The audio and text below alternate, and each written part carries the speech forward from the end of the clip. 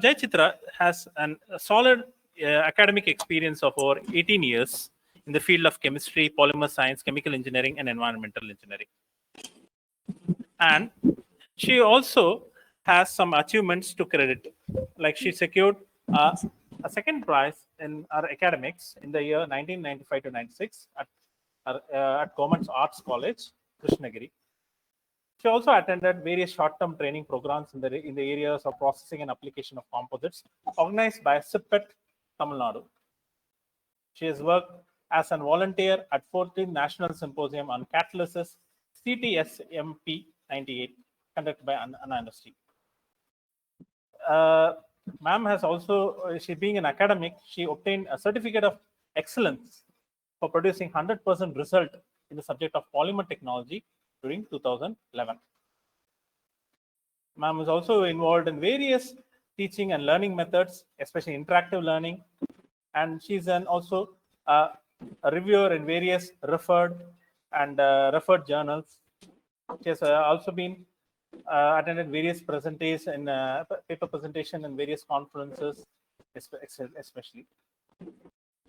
And also, the resume of ma'am is very big resume, and it will take a lot of time to highlight the achievements of Dr. Jai Chitra.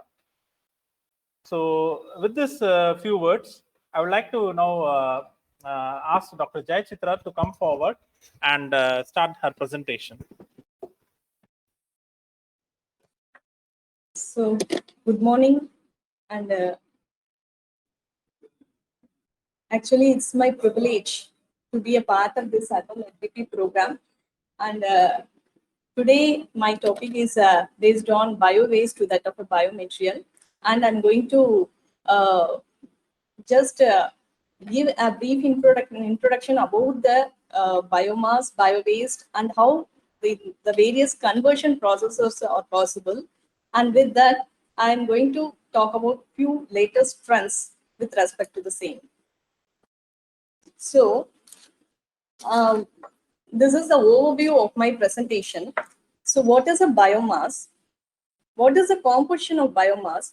How this biomass is converted into biomaterial, the evolving technologies, and the application as a biomaterial in the form of fuel, heat, electricity, biopolymer, and composites we are going to see today. So, it's a problem statement. See, 90% of the organic chemicals are synthesized from mineral oil or petrochemicals.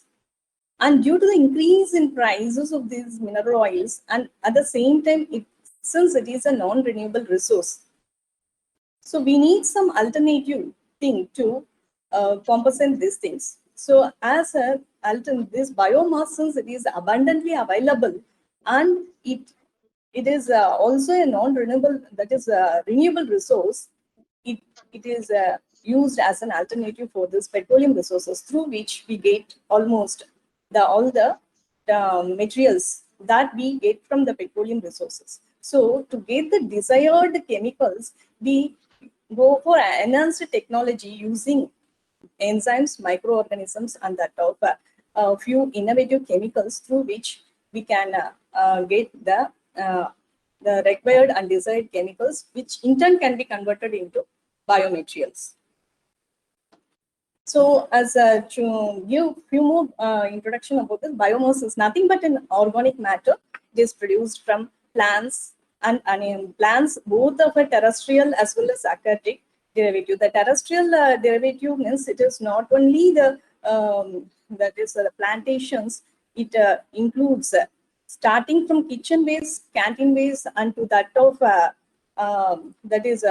all substances, that is food grains that are wasted, the corn stalks and rices, which has been industrially processed and thrown away. Everything comes under this terrestrial waste. And in aquatic, almost all the seaweeds and the dead animals and fishes, everything contribute to the biomass, which in turn can be converted, since the biomass is the highest composition of material which is having more content of carbon, that is converted into carbon dioxide through photosynthesis, and which can be utilized for the conversion of various required chemicals, biochemicals and biomaterials, fuels, and whatever the things that is needed today for our day-to-day life. So, and since it is a renewable resource, because it renews itself to add on to itself every year, it is a renewable resources, and it is not depleted in the earth, so you can use it abundantly. The sources of biomass, as I told already, it includes all these components, even sewage, municipal waste, industrial residues, forest crops, everything is included in that. Then, to understand the composition of a biomass, we have to know about the components actually present. So, if you know that, we can explore the mechanism by which how this biomass is interacting with the enzymes and chemicals, and it forms the byproduct.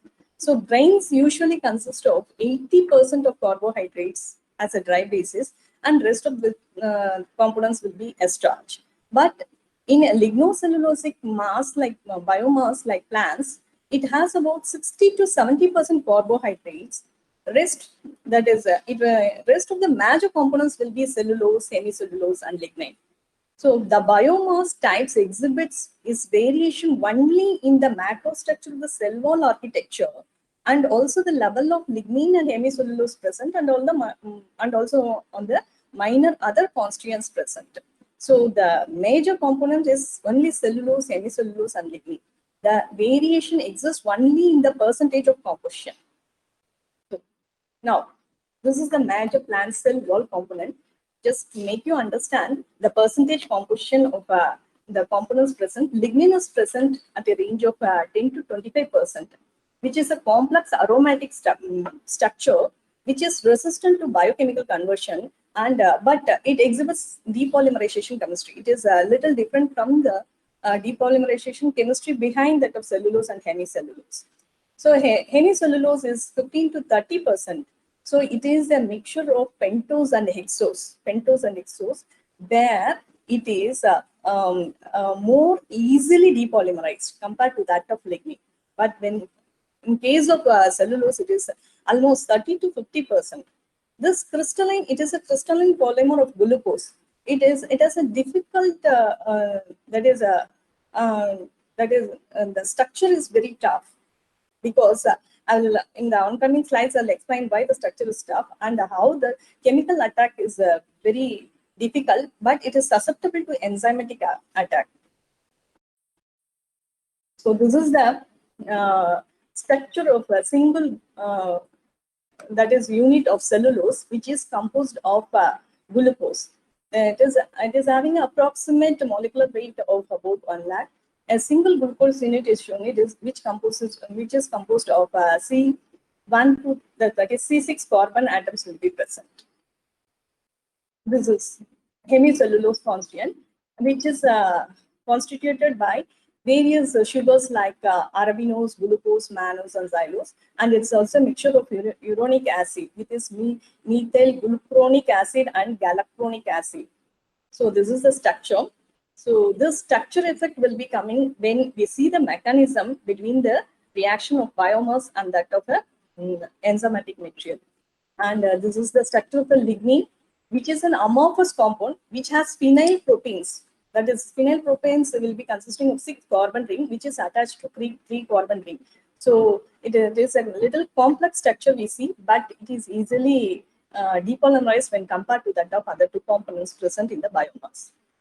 And to exactly find the composition of biomass, we need to study the exact composition of the elements present. The elements present can be directly found through proximate and ultimate analysis. That are the various testing methods used to find the exact composition of elements involved in that particular, not only biomass, it may be of any material, the unknown material that we are taking, we can find the elemental composition.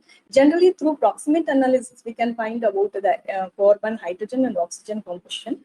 But if you want to see the exact composition of other materials like nitrogen, sulfur, ash content, we have to go for the ultimate analysis, which gives the exact value by back titration method, and the nitrogen is found through the Geldols method. So through this method, we can see the percentage composition. Here I had given the typical example of sugarcane bagasse, which consists of 50%, almost 50% of carbon, hydrogen is just 5%, oxygen is 41%, rest few minor amounts of nitrogen, sulfur, and ash are present.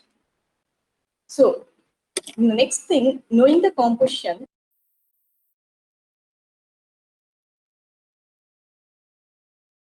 that then only we can explore the way in which it can be utilized in the future applications.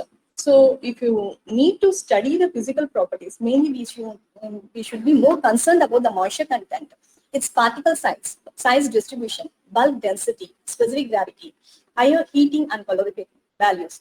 Why? Because these above physical properties are important to understand about the processing method. Either it may be a combustion processing or thermal processing. Generally, while conversion process, either we need to apply heat or we need to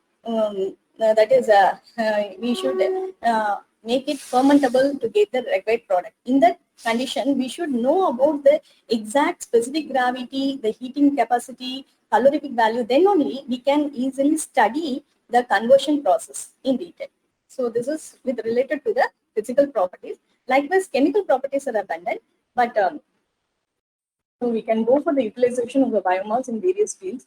So generally, when the biomass is converted, it is either converted into gas, liquid, or as that of any material. So mostly these are used for heating, electricity, cooking process. And as a fuel, it is used for vehicle transportation. These are the four main applications we do, but it has a enormous application that we'll be seeing at the last slides. So this biomass is converted into four different bio-based products. The four different bio-based products are, as I told, it is power, fuel, gas, material. The power in turn is used in the form of heat and electricity. As a fuel, it is used as, first it is used as a methanol, ethanol, and then of diesel. So next is the biogas, which is used as a syngas, synthetic gas, and other materials. It is a composition of various components that is used as a fuel. Then biomaterials, it is converted into biomaterial first in the form of chemicals, and then it is converted as a polymer, which in turn is converted as a biocomposite materials. So this is not as a separate phenomena. So during the conversion of one method to that of another method, we'll be getting the byproducts as some other. For example, in conversion of bio-based products to that of a fuel, we get biogas. So biopower can be generated through that. That we'll be seeing in the subsequent slides. So this mass conversion is say actually in the previous presentations, I just actually the presentees have touched upon these topics. So just I am going to give a brief talk about this conversion process and what are the innovative technologies applied over that. So biomass conversion is of three types. One is direct, thermochemical, and other is a biochemical conversion. In thermochemical, we have gasification and pyrolysis process. And in biochemical conversion, we have anaerobic digestion and fermentation process. Let us see this process one by one. So direct conversion. In direct conversion, the biomass is stored in a storage tank. Then it is processed and prepared. It is kept in, it is processed means it has to be stored in such a way, in such a temperature so that the temperature is maintained almost 800 to 1000 degrees Celsius. And it is taken into the boiler, furnace boiler, and in the presence of air or oxygen, it is converted into steam, and which in turn is converted into electricity.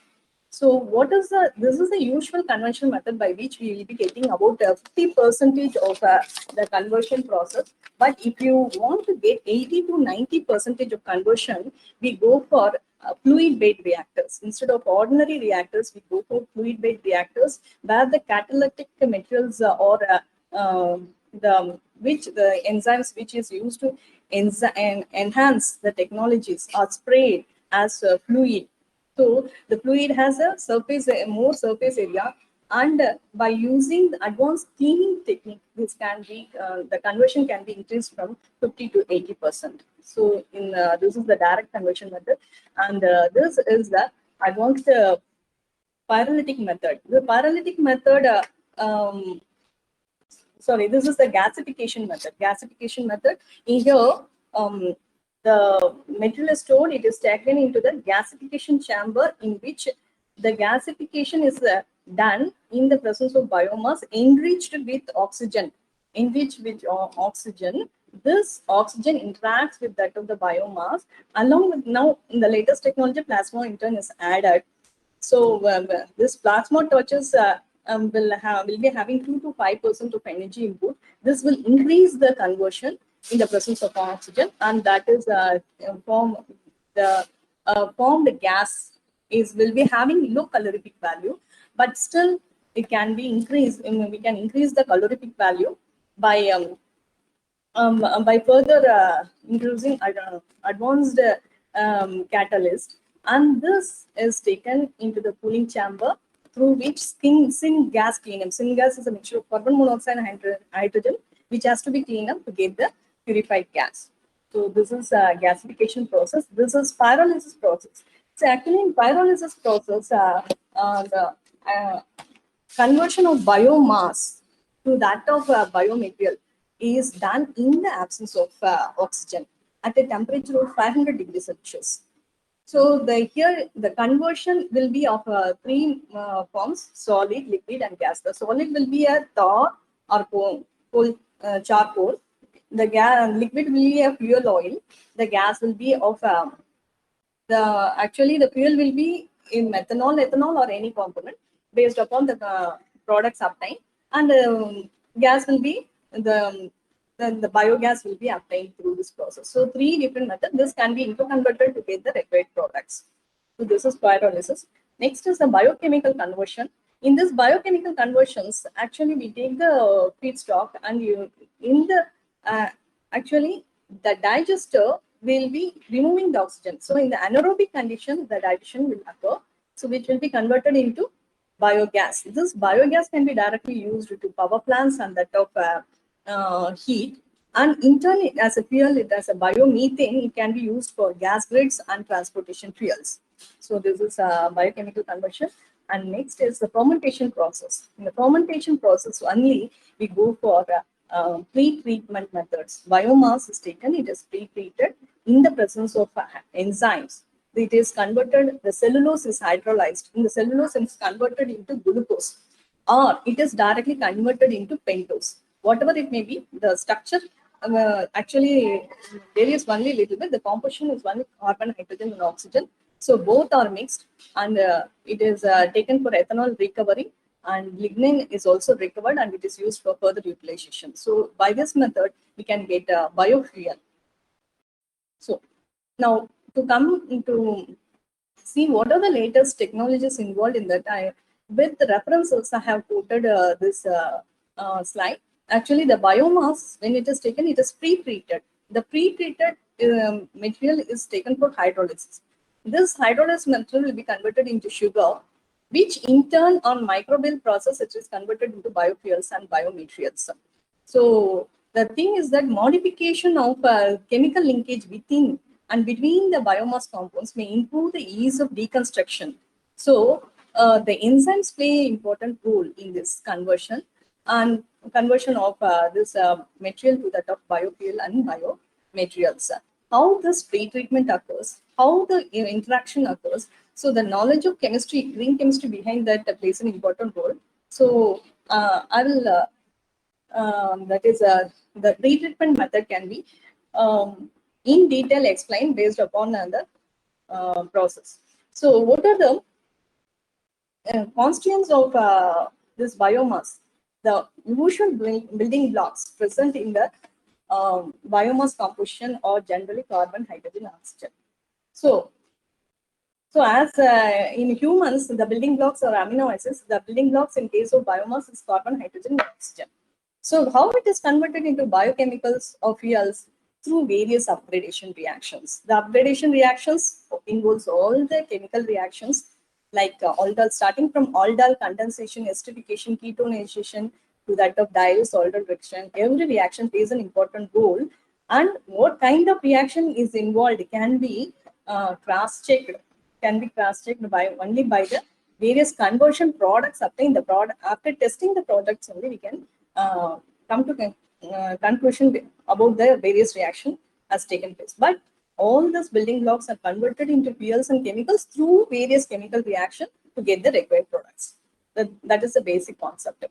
So, to understand in detail about this lignocellulosic biomass, as it's that is as in a human body, how bones acts as a reinforcing material, this cellulose acts as a reinforcing material. Like iron fragment, it is kept in between the biomass. That is, it holds the biomass together and it acts as a framework. So that's why it's very tough and hard to for chemical attack. Next is the hemicellulose. Hemicellulose is or nothing but like fibroids-like structures, fibril structure which bind the cellulose fibers together and like nerves present in human system.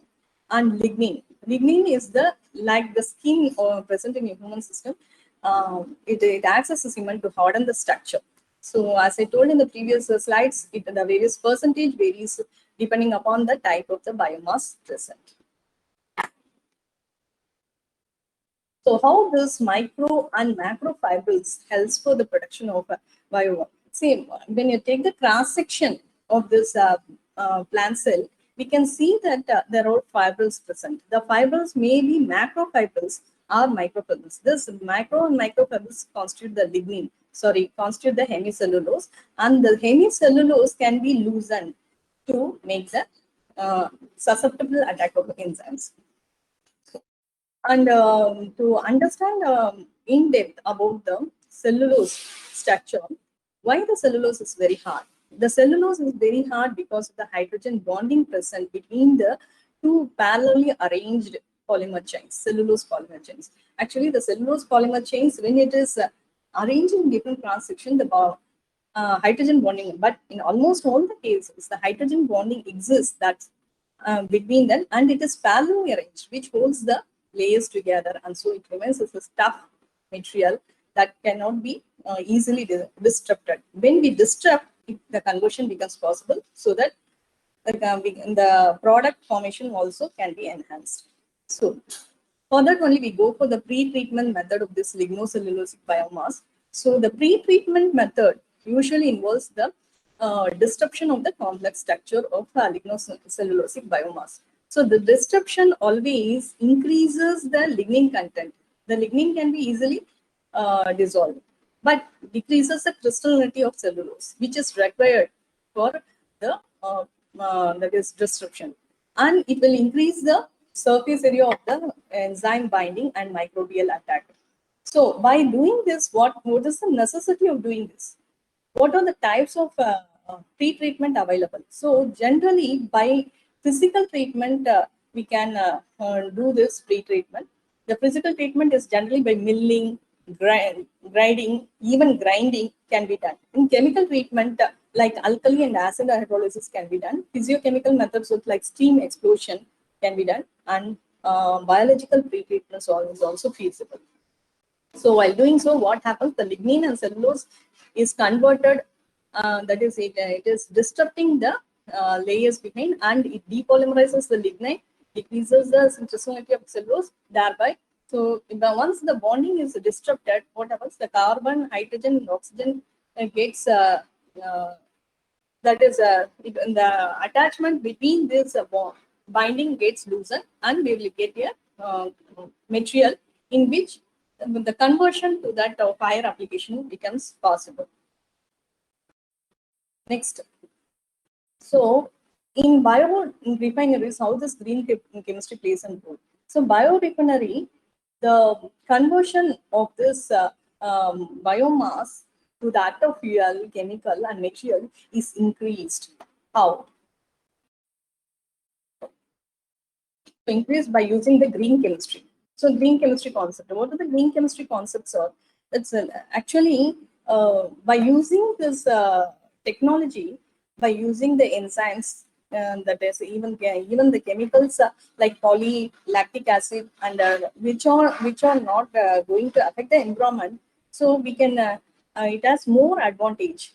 That is, it can be used as a safer chemicals. It can be used to reduce the other unwanted derivatives, thereby preventing from the atmosphere from that of pollution. So the pre-treatment method can also be enhanced by some other possible solution. What is that? By using ionic like this. By so I told the pre-treatment can be done by some chemicals or by enzymatic materials.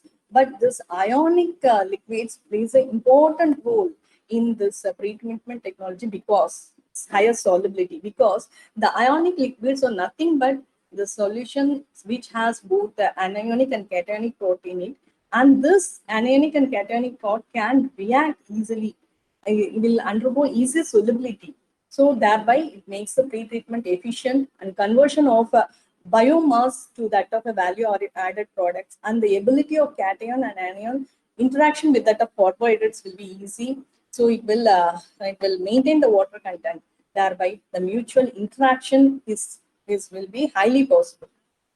So these are the various ionic liquids in which the cations and anions can be segregated. So this can be merged to make a solution, and then it can be used in further processing.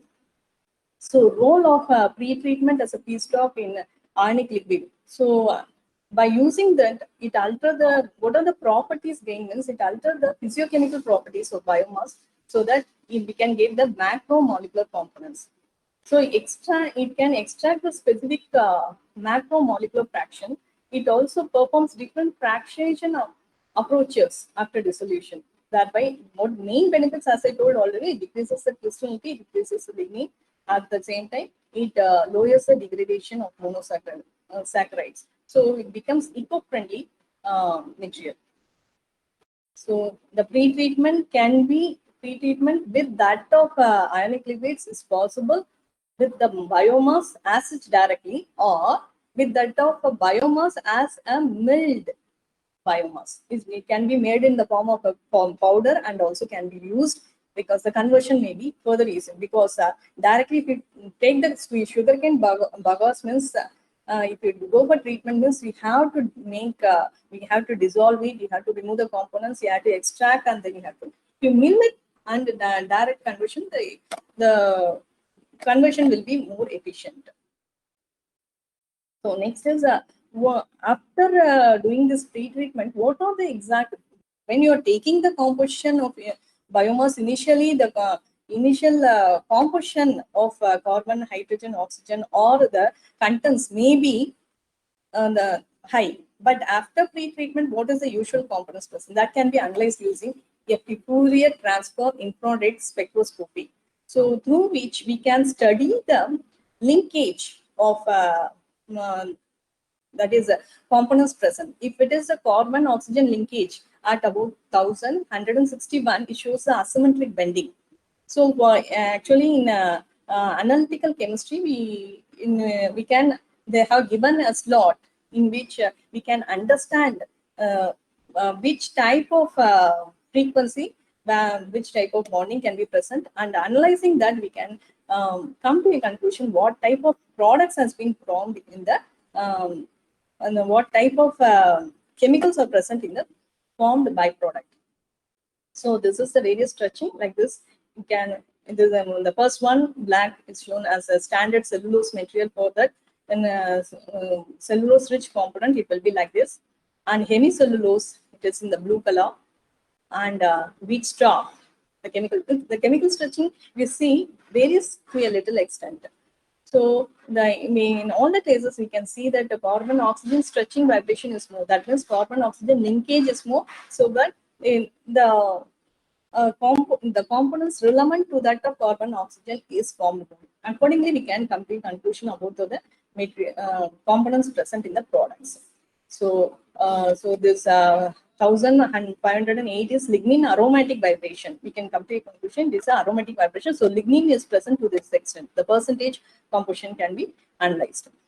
So after finding the percentage composition, we should understand about the crystallinity nature present. So when it is crystalline, it is hard and tough to dissolve the components. It should be amorphous. So if we know the crystallinity index only, we can go for the further treatment technology methods. So we need to find LOI and TCI. What is LOI? LOI is the lateral order index, and TCI is the total crystallinity index, for which the material has to be found out.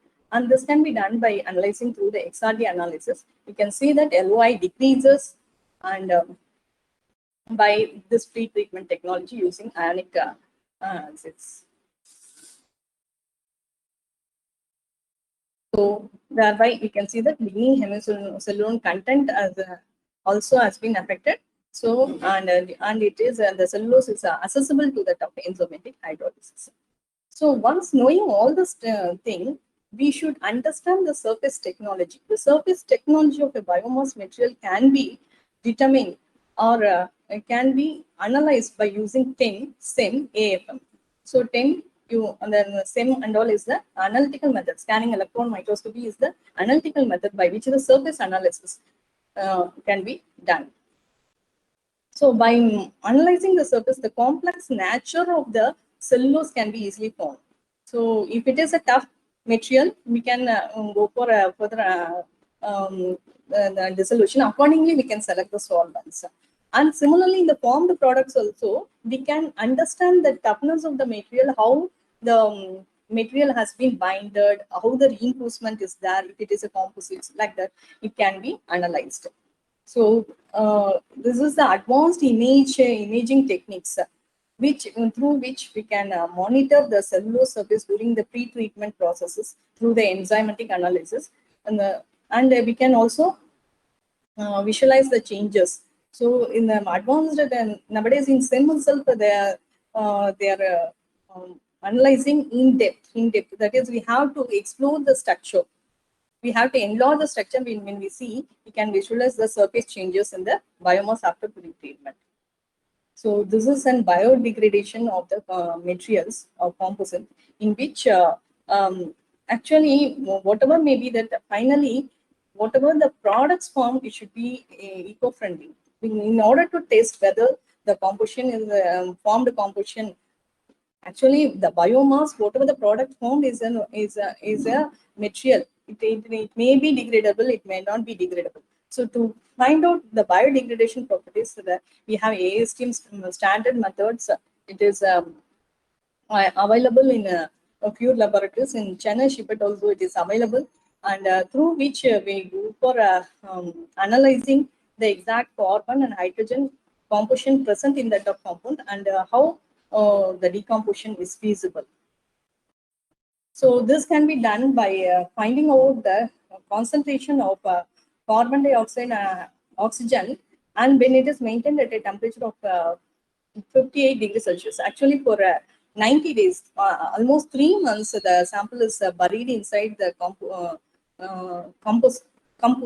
And in that compost, after initially, what is the composition of carbon, hydrogen, and after composting, what is the composition? That can be found by backtitrating the materials, and which will show the exact decomposition that can be analyzed through the graph present.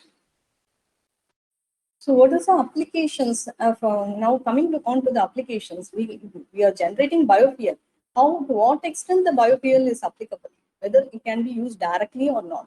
So ethanol and butanol obtained as a from this biomass or bio waste can be used along with gasoline as a blend. Just 10% has to be applied for that is for ordinary vehicles, for ordinary gasoline engines, but it can be used as a high blend in case of flexible fuel vehicles, and also it can be used as a pure form in that of adopted engines.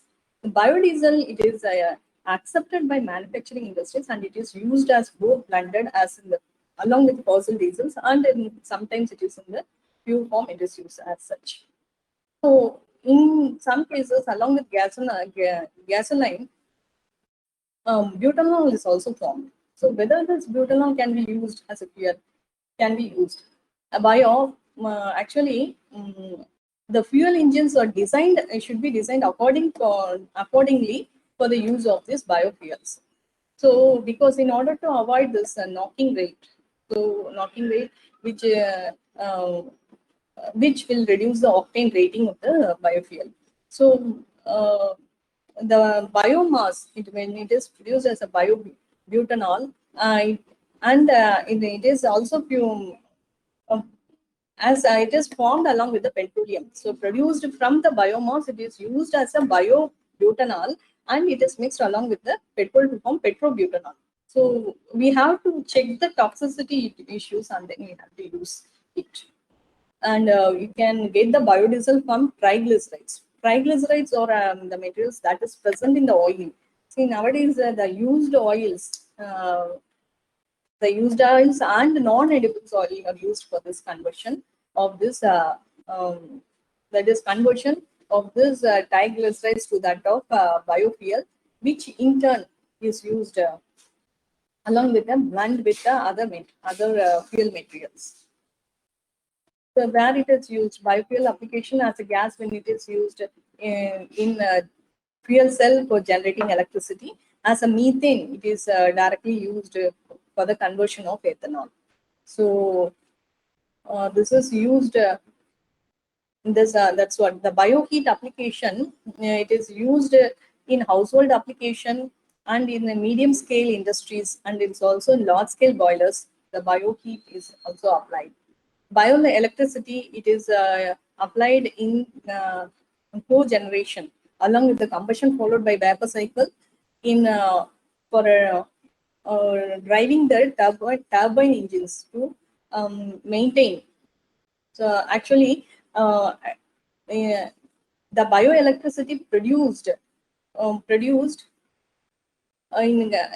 with the vapors, this is combined and we will be getting the product.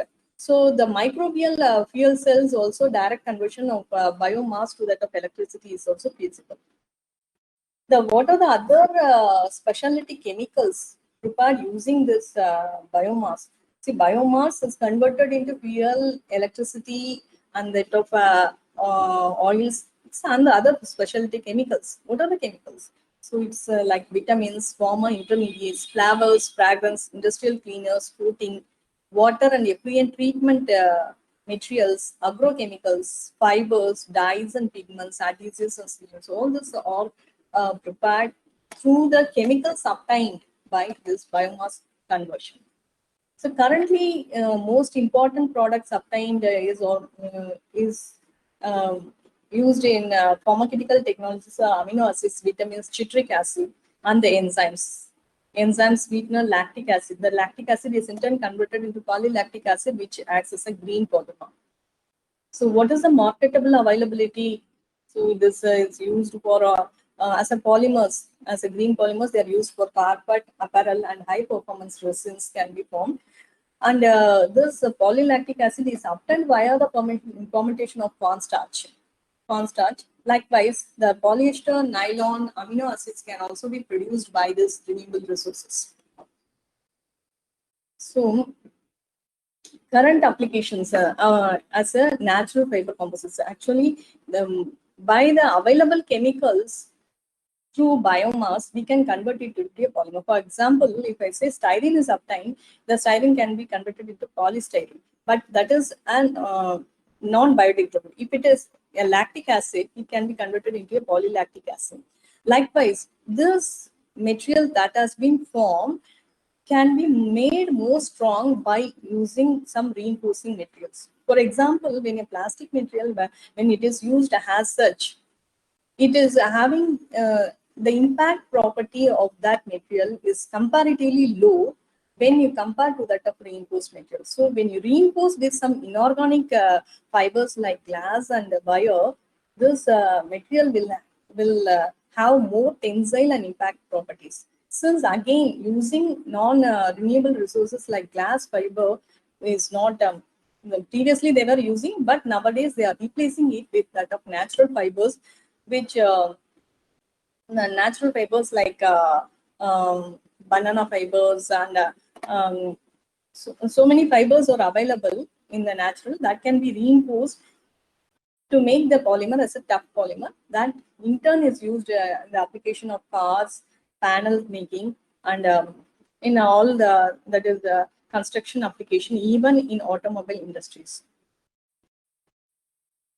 So the to tell pinch about this waste management, actually Dr. Mangalam Balasubramaniam, actually she is an entrepreneur at the same time. She is a trustee of Exnora Kamal Green. She has done enormous work in this waste management. Just I want to give a video presentation of that. Sir, 5 minutes video presentation, whether it is feasible?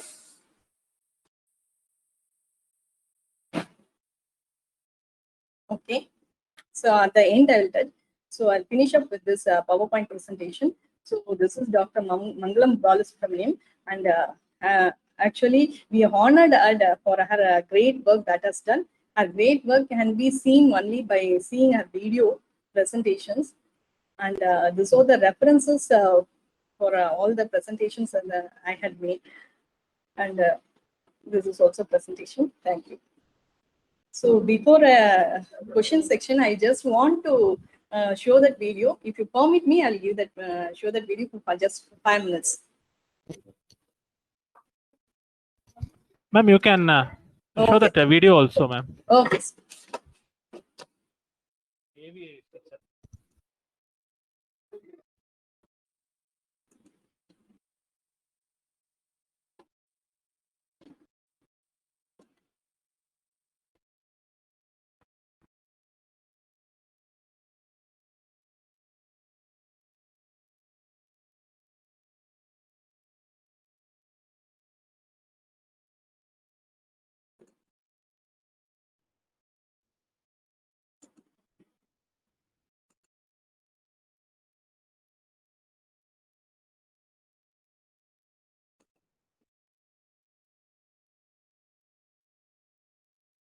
The once filthy suburb of Chennai become a sparkling town. Well, that's what happens when residents get together to remove the rot from the system.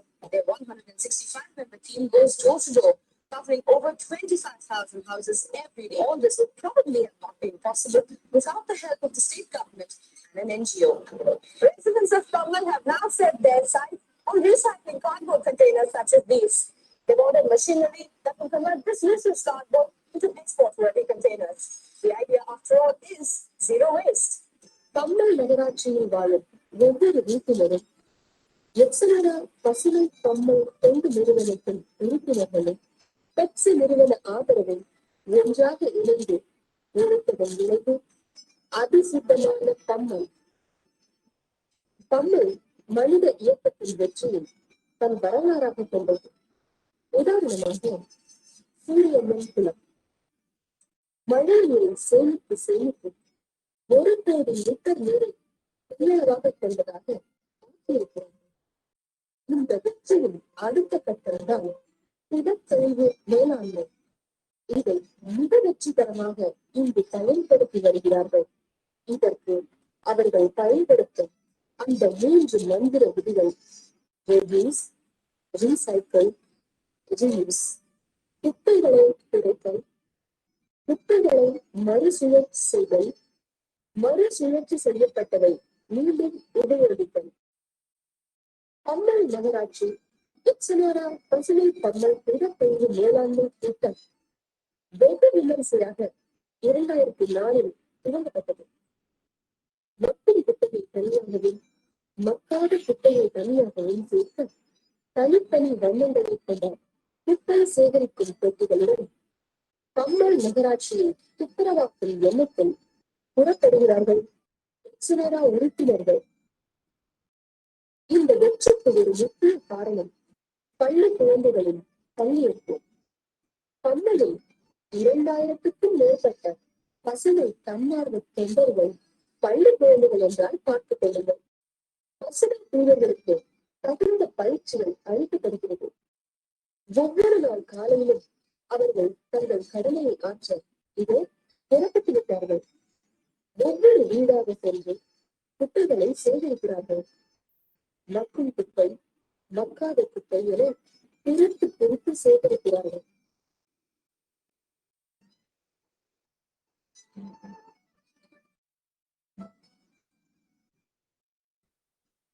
இவை எல்லாவற்றையும் திடக்கழிவு மேலாண்மை திட்டத்தில் மண்ணுக்குழி உரம் தயாரிக்கும் பிரிவிற்கு செய்து வருகிறார்கள்.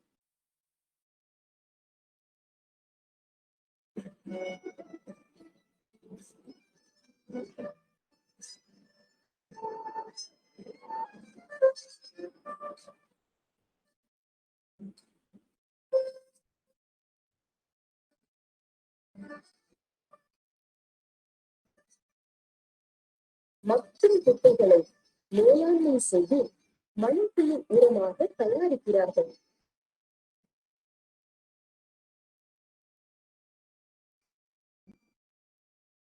இதற்கு பதப்படுத்துதல் என்று பெயர்.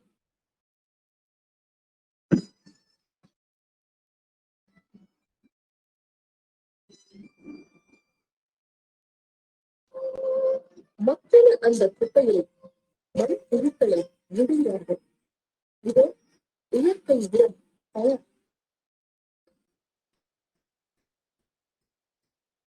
அழகிய எச்சனோரா பைகளில் அடைக்கப்பட்டு விற்பனைக்கு தயாராகிறது.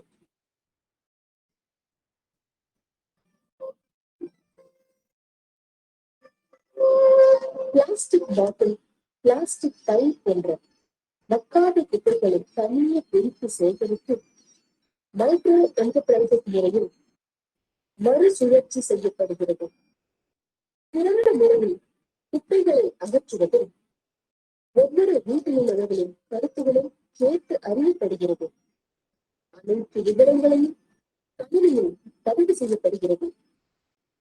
இத்தகைய சாதனைகளை நடத்தி காட்டி வரும் வெற்றிகரமான எக்ஸலோரா பசுமை பண்ணை தொண்டு நிறுவனத்திற்கு தங்கமையில் விருது கிடைத்தது முற்றிலும் சரி. இது குப்பை கிடங்கு அல்ல. மற்றொரு குப்பைகளை தரம் பிரித்து உரமாக்கப்படுகிறது. மக்காத குப்பைகளை மறுசுழற்சி செய்யப்பட்டு மீண்டும் உபயோகப்படுத்தப்படுகிறது. இந்த பயணம் தொடரும். இன்னும் செய்ய வேண்டிய பணிகள் பல உள்ளன. காகித மறுசுழற்சி நிலையங்கள், கன்வேயர்கள் போன்றவைகளெல்லாம் உபயோகப்படுத்த அரசு முன்வர வேண்டும். நிச்சயமாக பெண்களுக்கு ஒரு வேலை வாய்ப்பை கொடுக்கிறது. தமிழ்நாட்டையும் ஏன் இந்தியாவையே பூஜ்ய கழிவு மையமாக ஆக்க வேண்டும் என்று தமிழ் மக்கள் சார்பாக வேண்டுகிறோம்.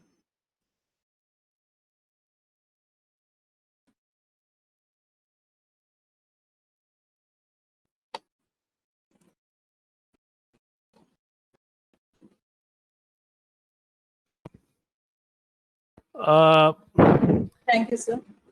I hope all of you may having some questions and with regard to the session. I'll just read out few questions, ma'am. Okay, sir. Ma'am, is there any biomaterial which is being used commercially? One of the Yes. participants has asked that question. So actually, biomaterials are available in plenty, sir. Actually, so polylactic acid is a biomaterial. Even polyvinyl alcohol is a biomaterial. See, actually, these materials are used as hydrogels. Hydrogels in crop growing processes where they retain the the water retention property is available more in case of this polymers. Okay, so abundantly it is available today.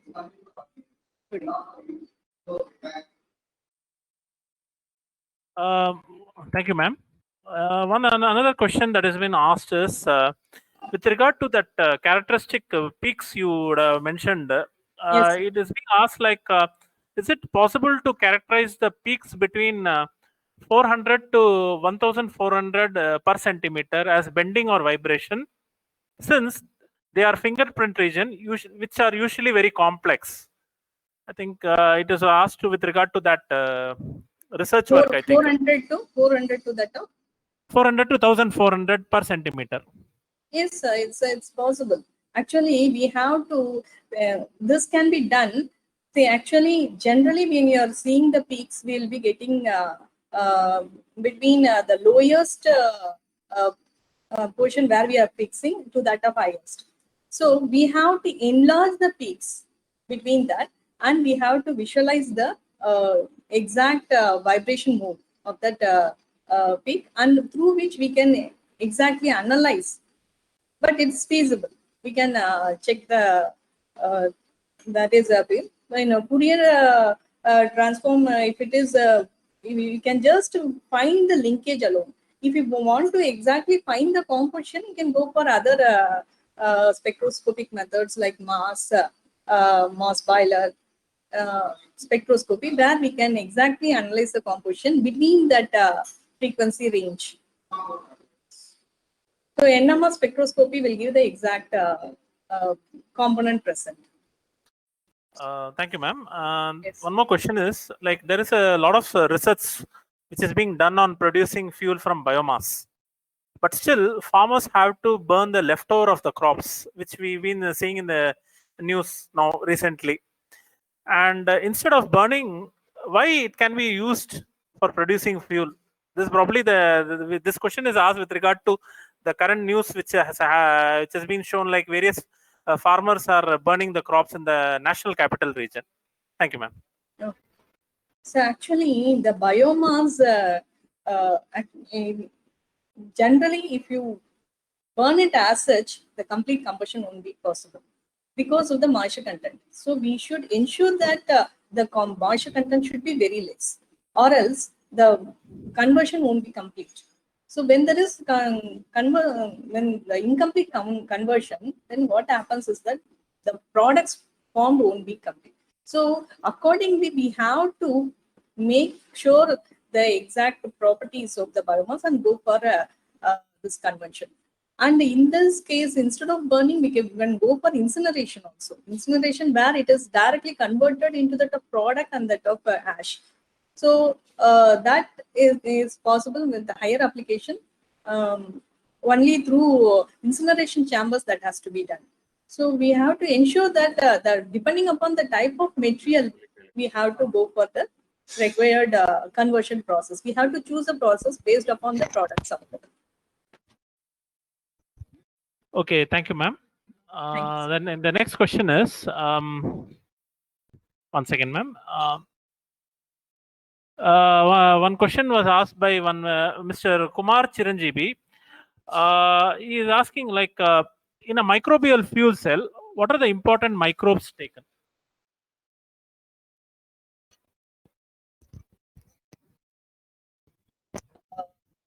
We have updated papers. See, I have quoted the references. So actually, I noted down one.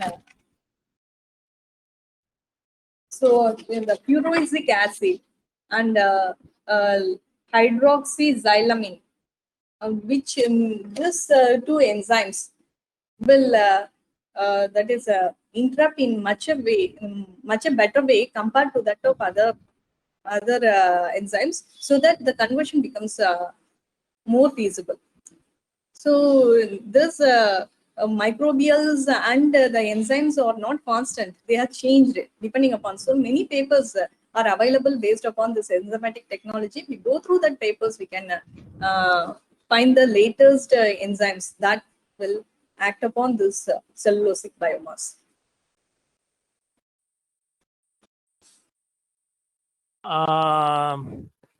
And this question is asked, like, this, what is it? Yeah. The question is asked by Mr. Guru Lingam. The prepared biomaterials which you get prepared, do they require, how they require approval from ethical committee or statutory bodies? So actually, for doing your test, actually if you are doing, you can do it in the laboratory. If it is done in through laboratories, then we should check that it is having NBA accreditation, National Board of Laboratory Accreditation. In NABL, you can see that National Board of Laboratory Accreditation, that that should be there for that laboratory. But if you are doing it in laboratory scale, we can do it. But if we are doing it in a large scale level, but you have to get the permission from the government, and we have to do the testing in the laboratory. And the thing is that there won't be a problem in doing it. But when you're applying for a patent or you're applying for any that is making technology transfer, then you need to get the permission from National Board of Accreditation, and then you have to proceed. Any more questions, sir? Okay, ma'am. This question, which is asked by one Mr. Kapil Dev, like, how much biogas can be produced through 1 kilogram of bio waste or food waste in anaerobic digestion process?